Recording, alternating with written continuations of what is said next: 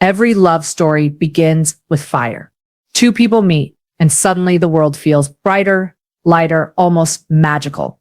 Their eyes lock, their laughter feels effortless, and every moment together feels like a promise.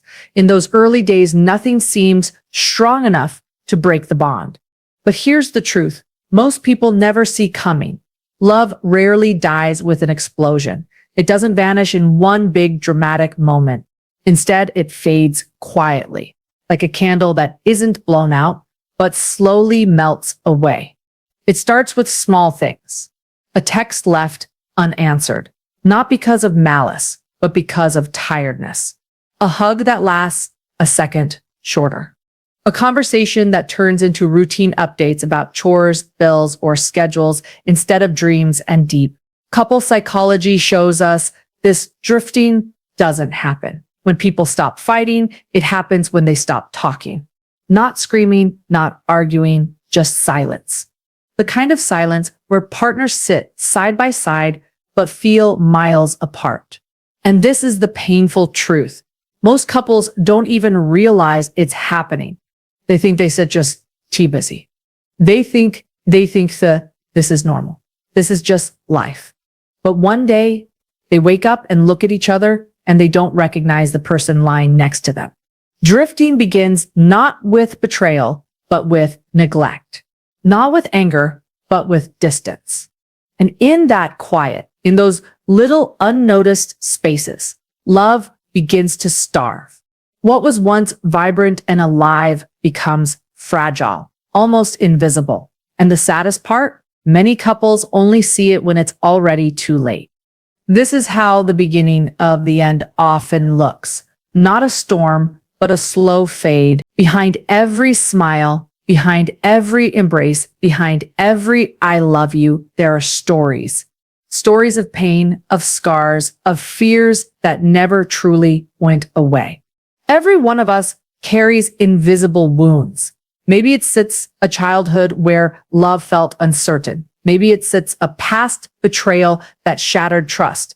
Maybe it sits the quiet voice that whispers, you stir, not enough, you still never be enough. When love is new, it feels like those wounds are healed.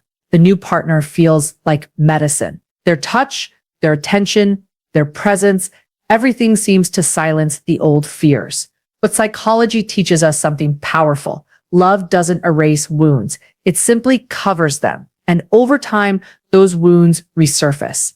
The person who grew up afraid of abandonment becomes anxious every time their partner comes home late.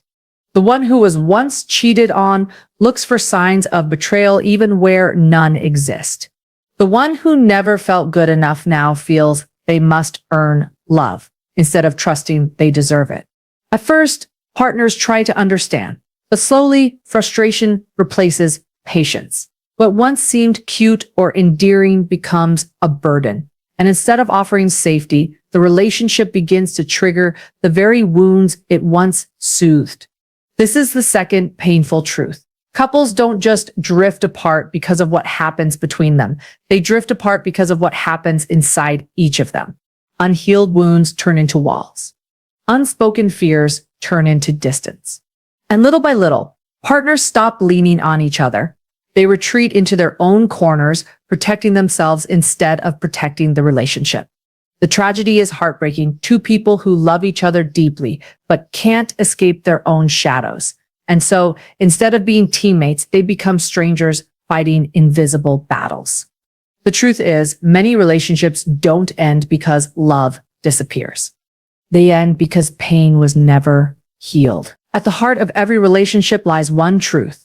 Love is not a feeling that lasts on its own. It is a choice we make every single. In the beginning, that choice feels effortless.